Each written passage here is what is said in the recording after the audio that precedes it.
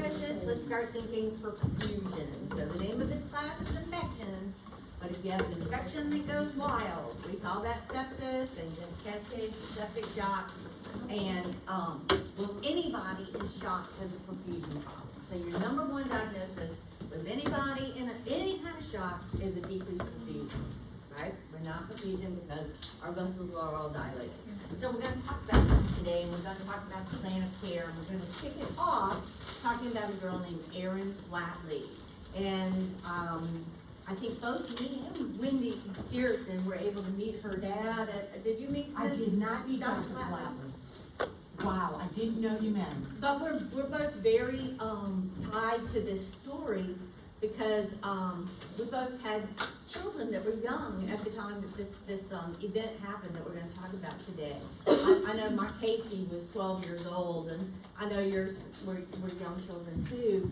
And it just made me connect to this story. And when I connected to the story, it just made me realize that, you know, I have a lot of influence and power in that I see all of you before you graduate, and I have an opportunity to help you remember a story and help you remember how important you are and the difference that you make when it comes to sepsis. And I don't care if you're going into mama, baby, or peds, or wherever you're going, you're gonna see sepsis because it's across all populations of patients. And does anybody in here have a sepsis story? Does anybody have a personal story with sepsis? Someone's mom or a family member? Yeah, I was septic in the hospital for about almost 4 weeks in 2014. Oh, in 2014? Yeah. Yeah, I was. Can you tell? I had a perforated bowel that went undiagnosed. Your bowel perforated? Yeah. And it was, how was it undiagnosed? I thought it was back pain because I first started having pain at work. So they sent me and treated me for back pain because I was a fireman, so I was picking up heavy shit. And Firemen picking up heavy things. Yeah. And so they treated me for back pain, and it was like 2 months before I went to a different. I quit going to workers' comp doctors and went to another doctor, and they said, "Oh yeah, you're going to ICU right now." You're lucky to be alive, Chris. Yeah, I know. You're going to ICU right now. Yeah. So can you describe to us like how you were on the day when somebody told you you're going to ICU right now? I was real weak. I couldn't walk up and down stairs. The infection went from it was peritonitis, but then it went to muscle and bone in my abdomen. I couldn't lift my leg. It was like affecting the nerves in my lower body. I thought I had cancer. This is why I went to a different doctor. And the doctor said you're leaving here and you're going straight to the... Well, he sent me for a either a CAT scan or MRI. Okay. CAT scan. But we had to do it's all about where is this infection coming from? Because we have to find the source of this infection. Yeah, I was So he's super doing- dehydrated. They couldn't get an IV on me to do it with contrast. They stuck me like... They couldn't get an IV on No, you? they did. Let me see your arms down. Can Oh, we I've get an got great IV on you veins, now? yeah. Okay, so, Yeah. oh, look at those veins. So you were sick, they you were stuck me like dehydrated. 15 times. They stuck you 15 times? Yeah, Wow. something like that. And then ICU. Yeah. Did you have to be on a ventilator? No. How many days, do you know how many days you were in ICU? It was a couple. It wasn't long. Okay. Well, the good thing that was going for you is that you were young Yeah. and you had some reserve. Thank God. Yeah, no kidding. Because that reserve carried you through to getting to the next healthcare provider that saved your life. And that whoever that was did save your life. They got you the care that you needed.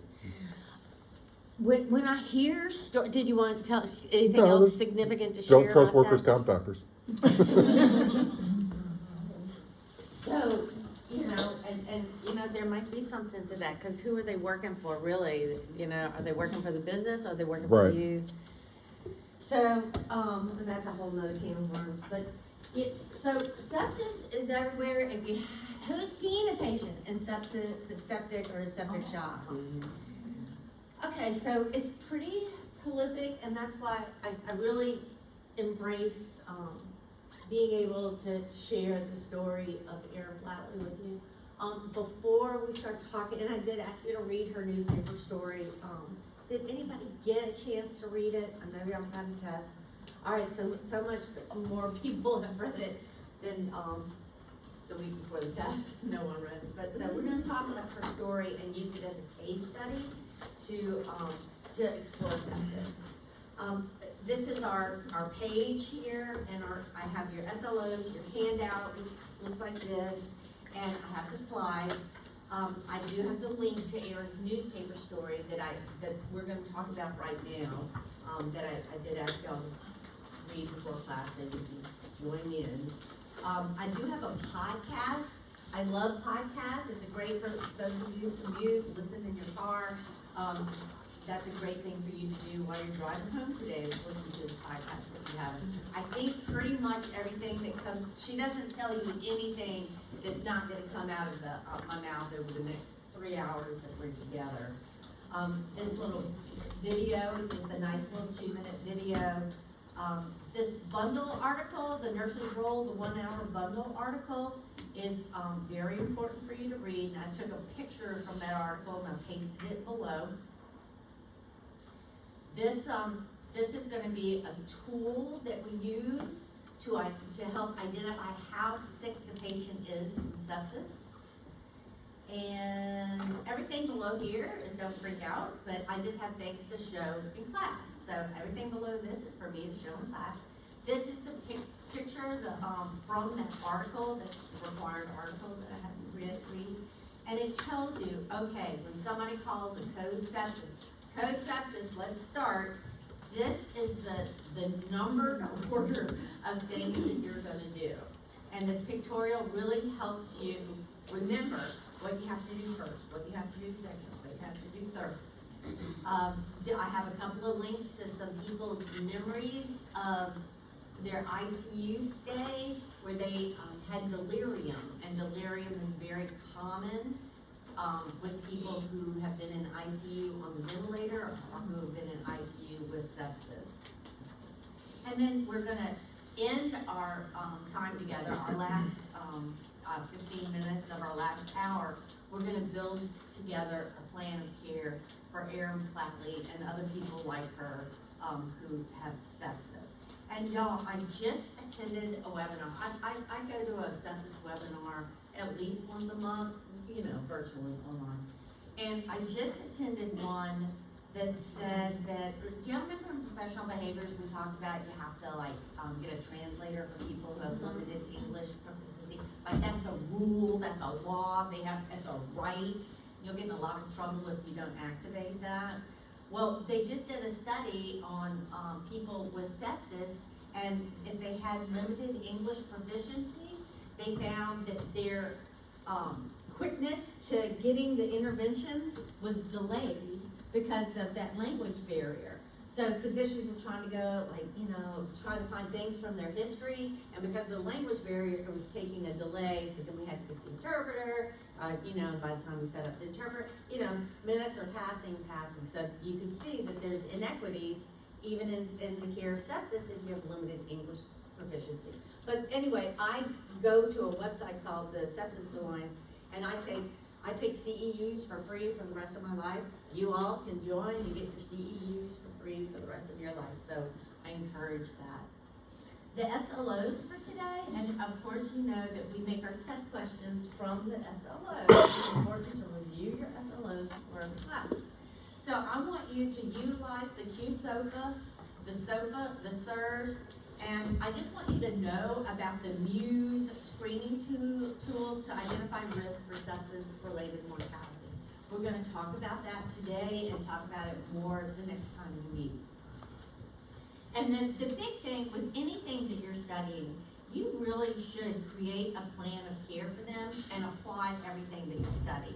So the last thing that we do together in our final hour is we're going to create a plan of care. And we're going to look at things like, what in Erin's history was significant?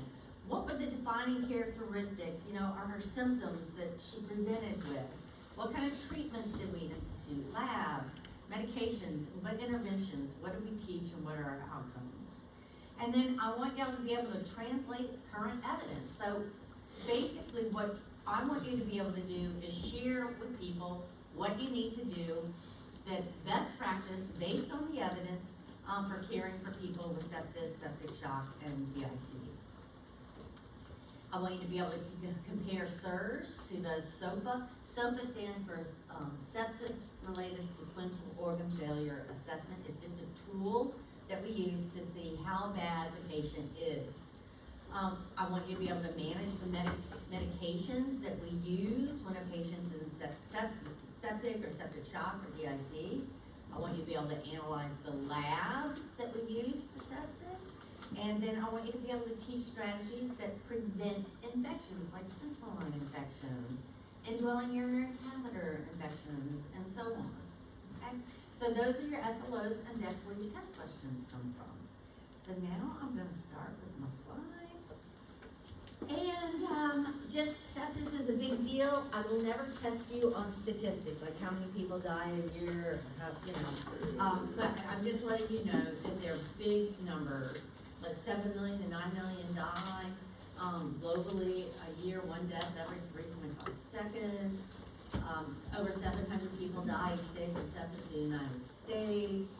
And it doesn't know any price range. I mean, the very most famous and the most wealthy die of sepsis. And this is just a picture of my sweetheart from 6th grade, Cassius Clay, who became Muhammad Ali. 1 in 3 people in the hospital who die have sepsis, and the mortality, depending on whatever study that you're looking at, 20 to 70% mortality.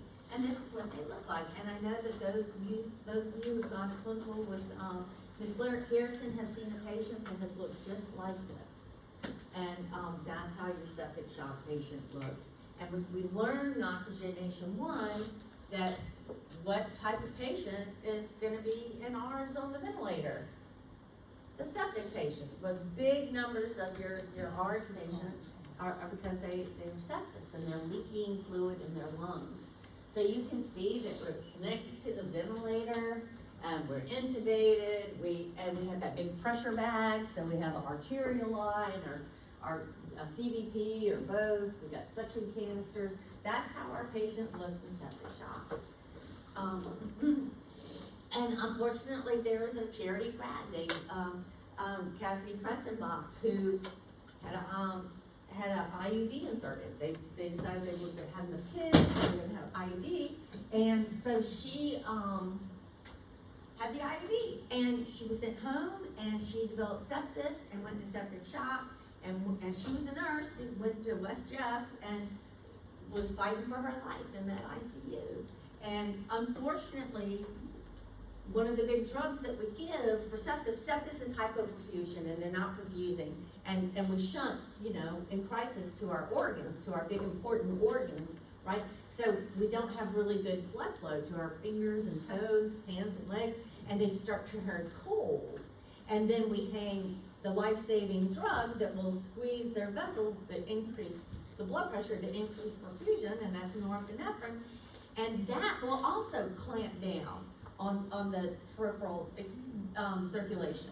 So if you survive sepsis, like Cassidy did, you may end up having amputated extremities.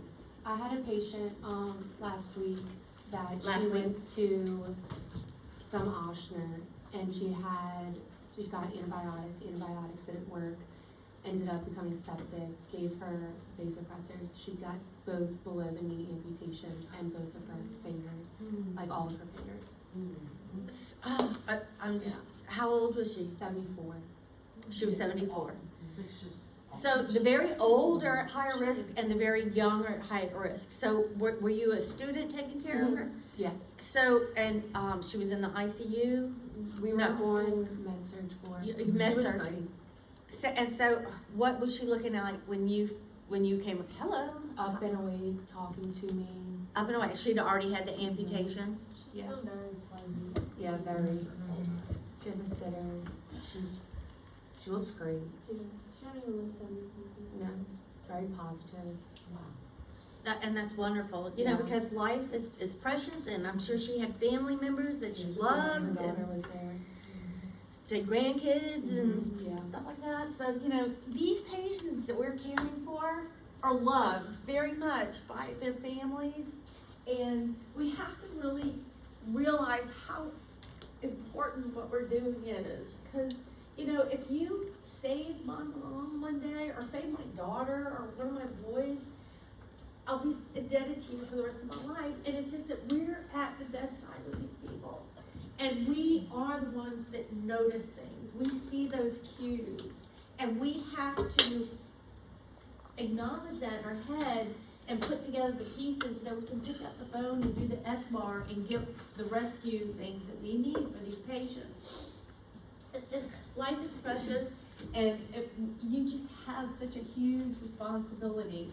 And you're gonna know when your time comes that you've gotta step up and be a leader. And usually being a leader is gonna mean using your voice to advocate for a patient.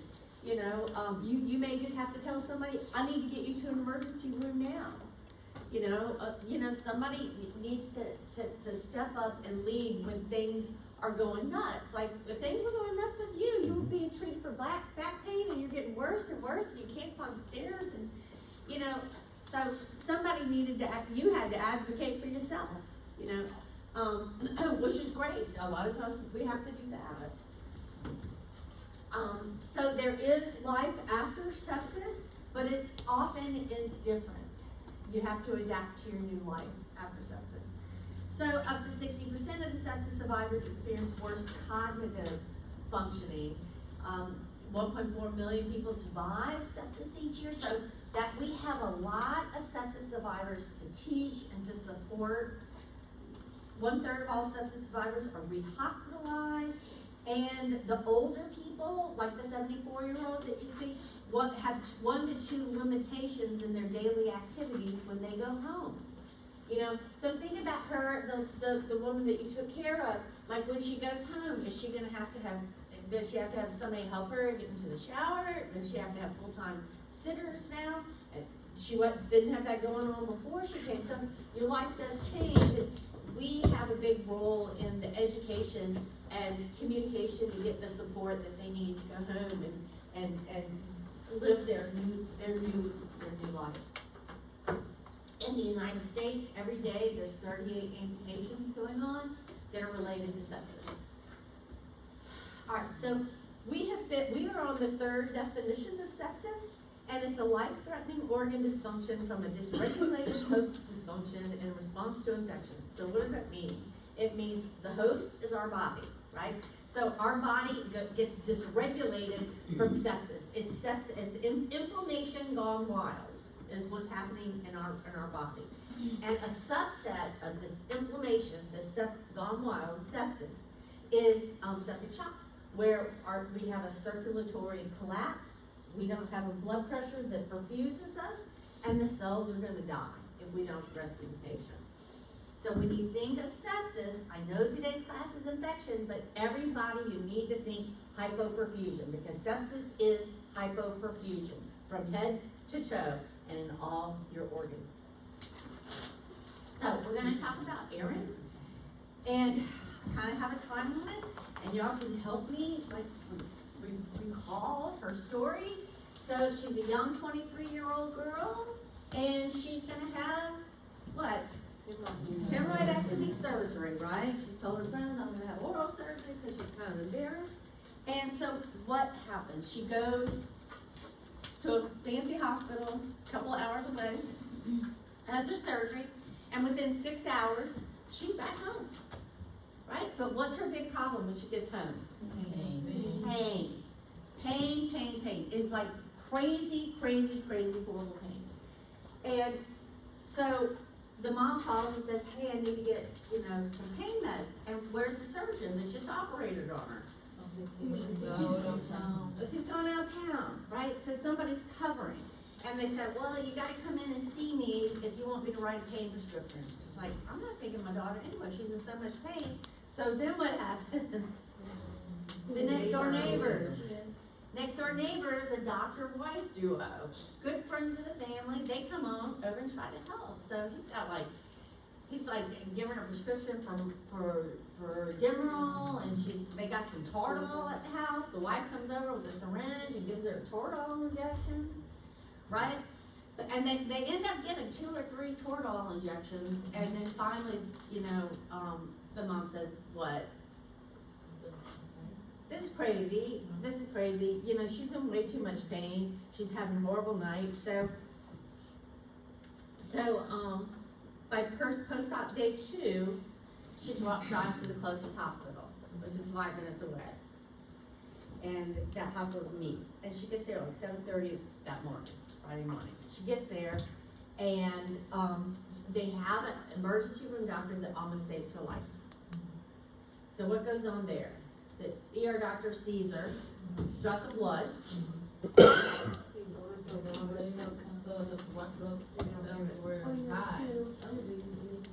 Yeah. Her WBCs are elevated, they're 30,000, that's double, what they should be. So all of us that would read that WBC of 30,000 would be going, oh my God, right? And that doctor was too, that ER doctor was too, oh my God. I'm worried, I'm concerned, right? So, and she's having this horrible, horrible pain. So the doctor's thinking, looks like she's got post-op infection, right? Awesome. So she calls the surgeon and finds out, oh, he's out of town. So now she's got this Dr. Levine. And Dr. Levine says, it's covered, says, They didn't want to give it because it'll cause diarrhea. oh yeah, if I give her antibiotics, she might get diarrhea. See, hindsight's 20/20, right? So, and I don't want to really get involved. The surgeon's out of town. Just give her a topical cream, right? So the doctor says, the ER doctor goes, she first said, hey, I'm concerned. Now she's like, I'm uncomfortable. The CUS, I'm uncomfortable. So what does she do? She calls one of her own guys at her own hospital. Hey, your surgeon, we're friends. Will you come see this patient as a favor to me? So her surgeon was like, well, send her back to the doctor. What's she doing at this hospital? Didn't she have surgery over there? Like, why are you getting me involved in this? And that's what was going on, the human nature.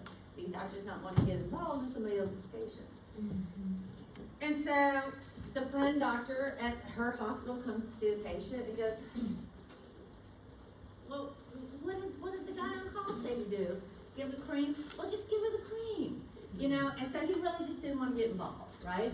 So now the ER doctor is at the point, if he sees CUS, what's the S stand for? Safety. Yeah, like stop, there's a safety problem, right? But she didn't do that.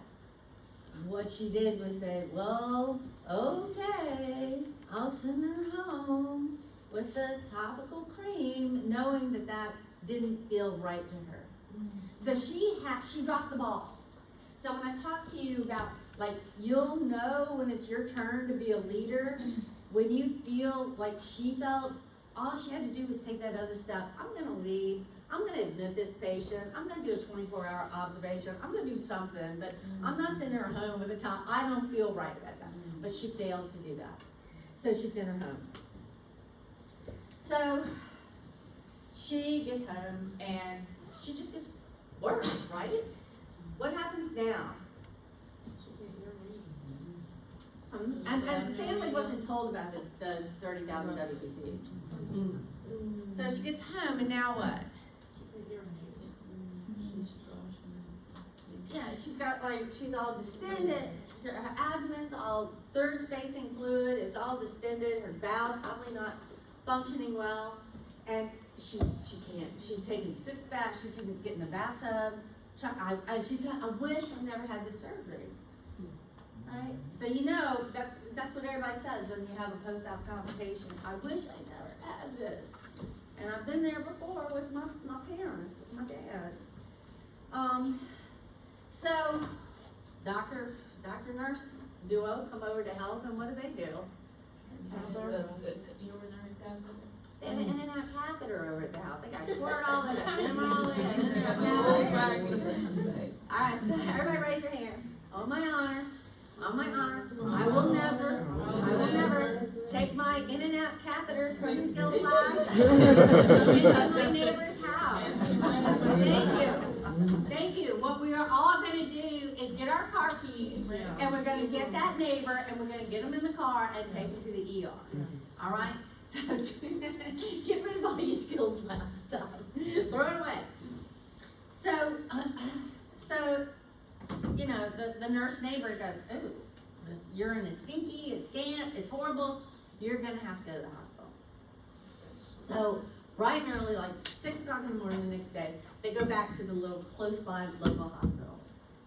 And, you know, they're greeted by somebody at the window, and they go, sit down and tell me what's up. She goes, I can't sit down, I hurt so bad. She goes, oh, well, if you want service here, you are sitting down, or, you know, you're not getting in. So, I mean, that person was like doing like this power thing. And you have to remember that we want to be compassionate to human beings that we serve and care for. So that was, you know, but I've seen people in the healthcare do power plays, you know, and exercise their power, and it's so disgusting and wrong. ED is very high risk for getting burned out and compassion fatigue. So if you do work in those areas, it's real important for you to start off with self-care activities to help nourish yourself so you don't get fatigued like that. Because then, you know, people are kind of cruel to their patients. And that comes from fatigue and burnout. So anyway, she gets there, and this doctor, Dr. Doyle, says, okay, I'm too busy in my office to come see her, but here's some orders. Let's get her an ultrasound or CAT scan. What do you order? Was there an ultrasound or a CAT scan? CAT scan. But she's non-urgent. They labeled her non-urgent. And let's get her, we're gonna admit her. Let's consult infectious disease to come see her. So he does all this stuff over the phone. He doesn't come and do a head assessment, right? So, so then what happens? So that's like 6 o'clock in the morning, okay? So she's in PO until she has her CAT scan, and she's like afternoon, she's thrashing, and she keeps getting bypassed for the diagnostic test because other people are coming in more urgent, right? So she's dehydrated, she's thrashing, she's not doing well. And she's super, super thirsty, she's super, super hungry. So finally, at 3 o'clock in the afternoon, infectious disease doctor comes to see her. Thank God, right? Thank God. Rescue, I'm gonna finally be rescued, right? That's at 3 o'clock in the afternoon. So by 8 o'clock at night, that nurse neighbor is over, and she's like, what on earth? She looks like she's gonna die. Where are the antibiotics that the infectious disease doctor ordered? Well, they haven't been hung. They were ordered at 3 o'clock. It's 8 o'clock. How long should it be to hang the antibiotics? Who works on a busy floor that has six or seven patients? Okay, so how long would it take you to hang some antibiotics? How much? 25 seconds. But you gotta get it from pharmacy. I mean, there's a process involved. So from 5 the to 10 orders, minutes. huh? 5 to 10 minutes. 5 to 10 minutes. So would somebody have to go down and fetch it and bring it up to you, or would somebody tube it up to you? They would tube it up. So you can get it in 5 minutes. And so how long would it take you to get it and then go hang it? So 15 minutes, right? You could probably do it, right? But let's even be gracious. Let's say you're swamped and you have other patients that are bad. How long do you think it would take to hang an antibiotic if you're really busy? She's saying 30 minutes, she's saying an hour, even 2 hours. But from 3 to 8 o'clock at night, it's inexcusable, right? You drop the ball. It's like, how many times can you drop the ball in rescuing a patient that's septic? So the neighbor calls that doctor and says, you know, the mom is beside herself. The patient looks horrible, and she still hasn't gotten her antibiotics. So the infectious disease doctor calls and makes phone call, and next thing you know, 5 minutes, a nurse is in there handing antibiotics.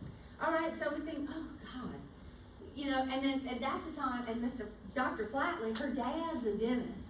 He is, and he is told, you know what? I think your daughter is septic. And he's like, septic? What's that? And he was a dentist, you know, but he didn't know what this sepsis stuff was. But he knew his daughter looked like she was about to die, and he was very, very worried. And he sees Dr. Goya, who handled her over the phone, and he's like, what's going on? Why is this happening? And they go, well, I think it's sepsis, but look, we got the antibiotics going now. Y'all just go home and y'all, you know, get some rest. So they all go home, and 3 o'clock in the morning, Dr. Flatley wakes up and, you know, calls the unit and goes, how's my daughter doing? You know, because if you have somebody that's fighting for their life in the hospital, you don't sleep. You don't sleep. You wake up in the middle of the night, how's my daughter? And they go, you better get here. Y'all better come down. It's like, oh my God, you know, so just the family, they get there, you know, they run to the hospital, and finally, I guess 7 o'clock in the morning, the neighbor, the nurse neighbor comes over and gets the sister, goes down to the cafeteria to get some food, and they're in line with their trays, and they hear on the overhead, code blue, ICU. And they just knew. They just dropped their food on the floor and ran. And they got to Aaron's room, and CPR was going on this 23-year-old girl. And they tried for 30 minutes to revive her. And by 7:30 in the morning, Aaron Flatley is pronounced dead. And it's just so upsetting to me that she got to the emergency room to be rescued, and she was failed to be rescued. And this story I've heard from so many people. I went to the ER and they sent me home, and they died at home. Or I went to the ER, they sent me home, and finally my sister came over and go, we gotta go back to the ER, you know, so go back to the ER. Because when sepsis starts declining and when the blood pressure starts going downhill, they go downhill really fast. So once hypotension starts, it goes down fast. So you have to be able to identify sepsis early so we can do the interventions to prevent that downhill cascade into hypotension and hypoperfusion to every organ in the body.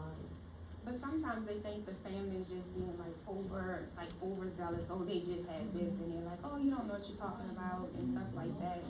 Because that happened with my daughter. She went in for surgery, and like her heart rate went up. She started having like a red rash, like where they did the surgery. And I called the nurse, and I'm like, that rash wasn't there before. And they were like, he's like, okay, well, I'll get the doctor. The doctor came to me like 15 minutes later. He was like, oh, it's nothing, don't worry about it. I'm like, it wasn't there before, so it has to be something, and her heart rate is going up, so I need for you to look into it. And he was like, oh, well, are you in the medical field? Yes, I am. That's how I can tell you, you need to look into it. So they just think sometimes you're just being like, oh, and they don't pay attention to it. All right, so did y'all hear her story? Yeah. All right, so from now, for the rest of your life, do not be that toxic nurse or that toxic nurse practitioner, whatever you are, if you become a medical doctor. Don't be that toxic human being that says to a mother who knows that patient better than anyone, do not tell that mother, oh, you're just a worried mother, be quiet. You know, oh, you're just a worried mother. You better start listening to those worried mothers and don't blow them off, because they know that patient very, very well.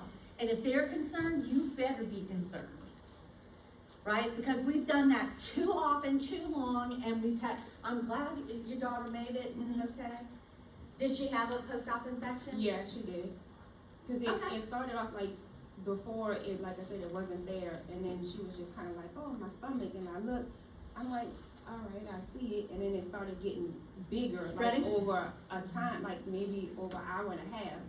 And I'm like, okay, that's not normal, so I marked it myself, and then I called the nurse in, and when he looked at it, it was a little bit past where I marked.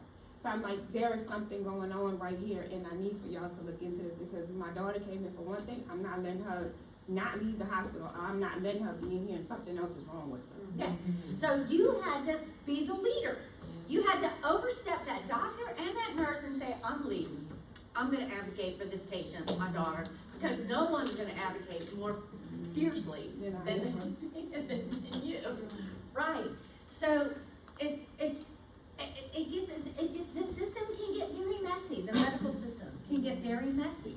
And you really do have a lot of power and of how things go for the outcomes of your patient. But you have to notice things. You have to notice things. You know, and that head to toe assessment of yours is crucial. You know, the better the head to toe assessment that you have, the better job that you're gonna do for your patients. So,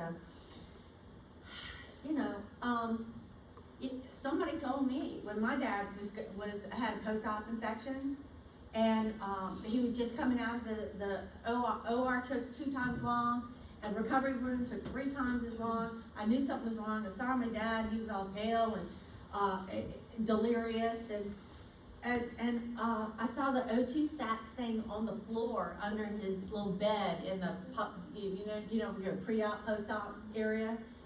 And I said, that don't look good. So I went underneath his bed and took the little pulse ox off the floor and put it on his finger. And he was like 83%. And what's the nurse come in and tell me? Oh, you're just a worried daughter. And I'm like, and she goes, that's not a true pulse ox. I'm like, that's not true.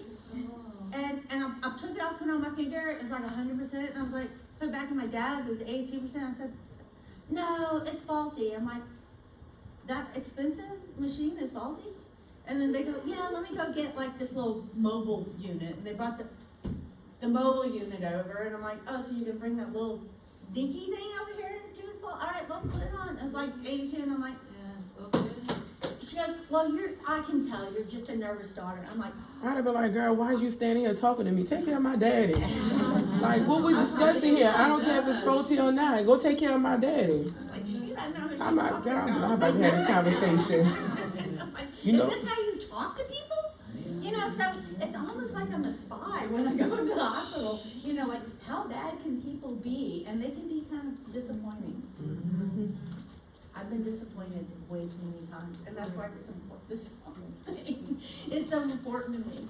That I move you to join me to be a sepsis warrior, and the Spirit Center, because it's you're gonna save lives if you join us.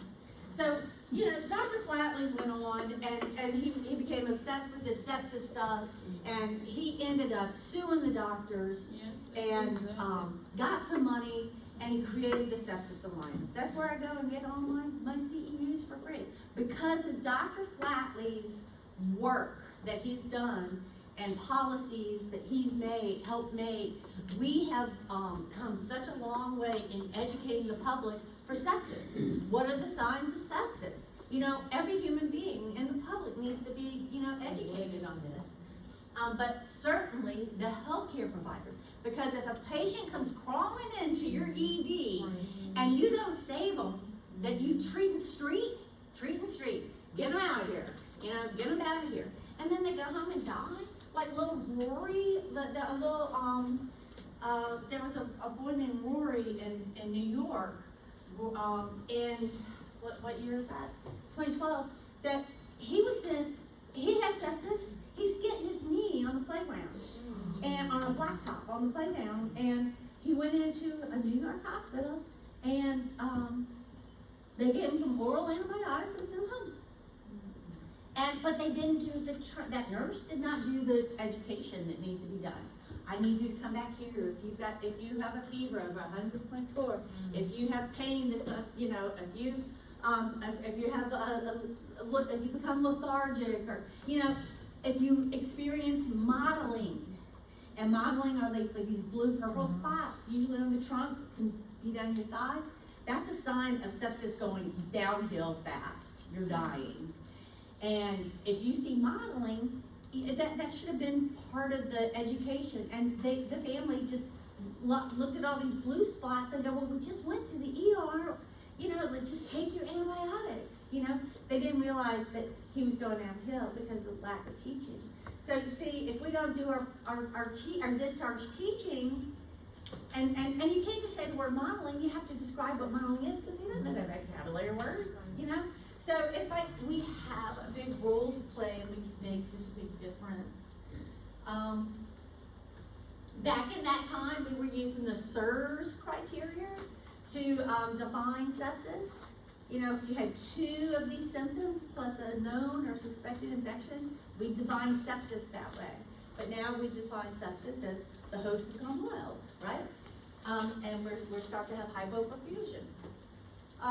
So anyway, so in 2017, all of a sudden things changed. We were defining sepsis differently. We were defining sepsis as hypoperfusion. And so now we changed from the SIRS criteria to the organ failure assessment criteria, hypoperfusion to all the organs. So that happened in 2016 and 2017. Our bundles changed, so we had things to do, interventions to bundle together to do within 3 hours, and then we had other interventions to bundle together and do within 6 hours. But by 2018, we said, we're gonna do all those interventions and we're gonna do it in 1 hour. When you call code sepsis, we're gonna get that done in 1 hour. Just like what y'all learned with Ms. Garrettson, what the balloon, the MI, ST elevation. Yeah, it's the ST, you have like 90 minutes to get from Door to balloon. the code STEMI to the balloon being inflated, right? And if you don't do it, you're gonna not get paid full reimbursement, right? And that's what's now finally happening with sepsis. That we are now doing a value pay on sepsis now, just like we do with the door to the balloon and STEMIs. Like, if you have a patient that comes in that's septic, and we don't implement these bundles, you know, we don't identify it quickly, and we don't implement the bundles, then we won't get paid. We won't get paid full. You know, so what motivates hospitals? Getting paid, right? So these healthcare policies that come into place make us be better. They make us all be better, because our employer wants to get paid, because we need pay to pay our salaries, right? So it's, you know, so anyway, these policies make us happen better, perform better. So if you were the nurse in that emergency room, how would you SBAR the doctor? If Aaron came in that second hospital, ED, and you're the nurse, what are you gonna say when you pick up the phone to call Dr. Goyle? You remember the doctor? Yeah, so what's the S? Wait, I had a question before Yeah, that. I'll go for that. On the little breakdown, Yeah. it was talking about Dr. Boyle and it said he didn't know that she just had surgery. So was he not looking in her chart while he's verbalizing orders to? I'm so glad that you You know said what I that. mean? So Dr. Goyle, when Dr. Goyle was said, you know, why didn't you treat this girl? And what does he say? No one told me she had sepsis. Or no one told me she just had surgery. So that's a huge lesson for y'all to walk away with too. When you call these physicians or healthcare providers, that you say that you chart exactly what you told them, and then you chart how they responded. It's very important for you to document that, exactly what you said, because when it comes to court issues, all of a sudden, no one told me. That nurse didn't tell me. Oh yeah? Come see my charting. Right, so that's a very big lesson to learn. There's all kind of lessons that we're learning, and it's not just about sepsis, but it's about, you know, human behavior. Yeah, did you have a question? I just want to say that you look for it too, not even just with surgery, because my brother has cyst, and it got infected, and He had what? a cyst. Oh, a cyst that got infected. And it got infected in the head, he had no surgery, but he became septic from that infection, and then it turned Any in, infection. and then it turned into a flesh-eating bacteria, and he got to the ER, and they were like, he needs to go right now, and they treated, and he was in the hospital for like 3 months with septic shock. And 3 months septic shock from a cyst. so it doesn't even have to be surgery, it could be something like, his was like, It kind does- of like by his, butt area, and it's like, you can't even see it sometimes, Yeah. and he couldn't even see it, and when Yeah. they got there, they were like, he pulled down his pants, and they were like, oh my god, I Okay. see you. So it doesn't even have to be surgery, it could be. No, it doesn't have to be surgery. Rory, the little boy that I said skinned his knee on the playground, who gets septic and dies from that? Right? He had got a cyst. We had a speaker that came to see us, I don't remember what year that was, but her name was Merlina Valentine. And she was on the Today Show. And you can Google her, but she came to charity and she spoke to our students. She had a kidney stone and she went to the ED, treat and street, gave her oral antibiotics, sent her home, and she's back at home and she's like feeling worse and worse and worse. And then, of course, by the time she goes back, she's in full-blown septic shock. And when she's discharged, she has lost all 4 extremities. You know, but a student of mine came back to see me the next semester and she goes, oh my God, I went to the UNO graduation and this woman without 4 extremities came to give the speech and she goes, I was dreading, I was just like, it was just gonna be like a stump of a person. And here she walks in with all 4 prosthetics like this to give the speech. You know, she had these wonderful prosthetic limbs, you know, but she couldn't put her makeup on. Her husband put her makeup on for her, you know, but she came and spoke to us too. And that was just from a kidney stone. So a cyst, a kidney stone, surgery. Somebody comes in with a urinary from a nursing home with an indwelling pulley, you know, you think that's infected. If they have like a port, you think that's infected, indwelling line. So it's not just surgery.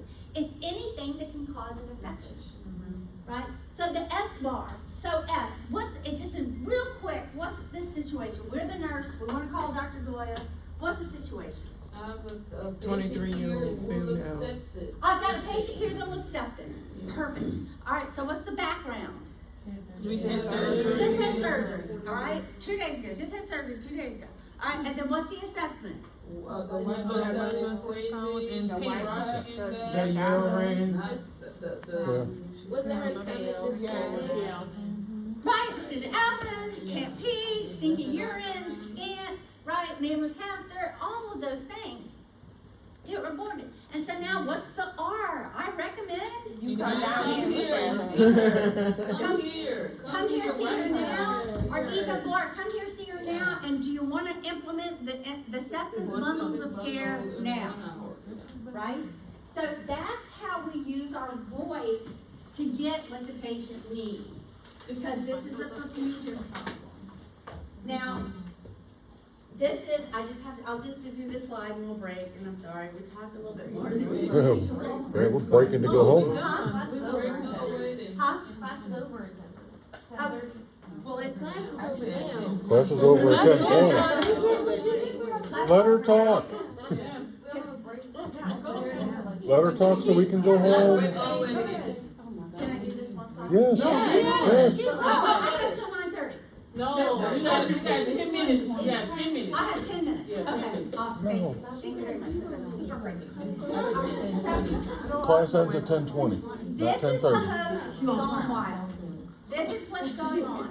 So y'all, when you have like a little infection, like a cyst, or like let's say I poked a nail in my thigh right here. And now, what's the localized inflammatory response gonna look like? Red. It's gonna be red. It's gonna be red and what? Warm. Painful. And it's painful because it is swelling, right? And that swelling is putting pressure on nerves, right? So it's gonna be red, hot, and swollen, right? And that will cause me pain, right? we learned that in level 1, right? So that's the localized inflammatory response. That in sepsis is going on head to toe. Head to toe. So here's our vessels. This is our blood vessel. And our blood vessels can dilate and constrict. All right, and that's how we perfuse our blood. The heart beats, we dilate to take that blood, and then we squeeze to push it forward. So our vessels do that. That's what our normal, all of your vessels are doing right now. Right? There's a lining in our vessels of epithelial cells. And see, those cells are kind of shoulder to shoulder to shoulder, right? They're nice and tight, and they make a vessel that keeps the fluid inside the vessel, right? So what happens was when, like, remember that nail and the bacteria? Now that bacteria is probably somewhere down here in my tissue, right? So what happens is the first responders are our white blood cells, our neutrophils, right? They sense, ooh, there's bacteria. We've got to go fight that bacteria, right? So our vessels will dilate. So all these neutrophils can get to this area, right? And they start spraying enzymes, and histamine is sprayed, and all of a sudden, that will make these epithelial cells shrink.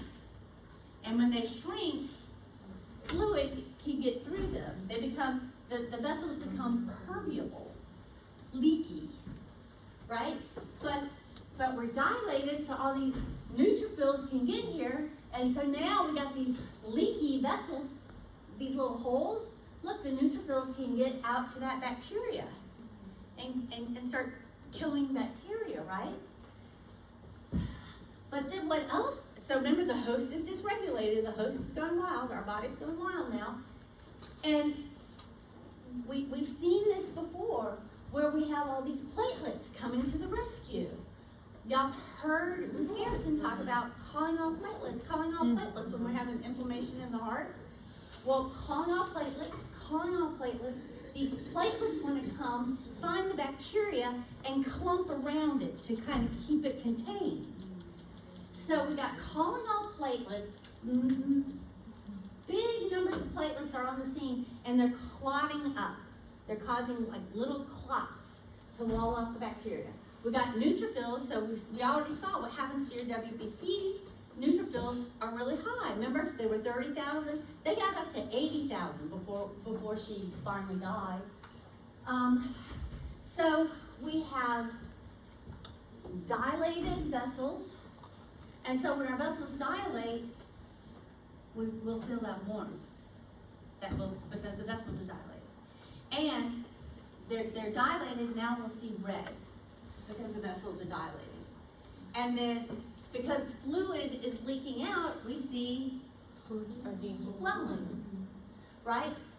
But this localized inflammatory response is going on in your vessels from head to toe, right? So it's systemic from head to toe, all through your body. So when you have the nursing diagnosis with septic shock, we say, anybody in shock has a decreased what? Decreased blood pressure, and we call that, and when we have a decreased blood pressure, we have decreased perfusion, right? We have decreased perfusion when our blood pressure is low like that. We're not perfusing the blood forward. So we have these dilated vessels. We've got massive vasodilation, and that's making our blood pressure low. And then we have this capillary leak, so fluid's leaking out of our vessels. That's going to make our blood pressure low, right? And then we've got all these aggravating microclots. And these microclots are going everywhere. They're not just going around bacteria. They're going through the vessels. They're getting clogged up in our kidneys, clogged up in our brain, in our fingers, in our toes, right? So that is the pathophysiology of sepsis. And it's important for you to know that, because we're going to have to help this person to get through this situation.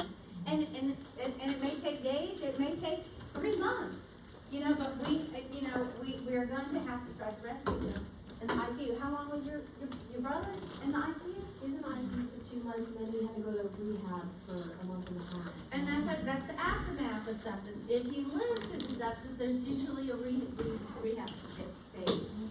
So when you write your nursing diagnosis, and I need you to remember this, because when we make the plan of care for Erin, we're gonna have to say it, that we have, her problem, anybody in shock, I don't care what kind of shock, you have a decreased perfusion. But in septic shock also, you have a decreased perfusion, and what is it related to?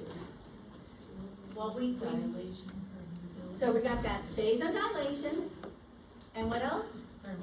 The permeability of the vessels, and what else? All those aggravating microclots.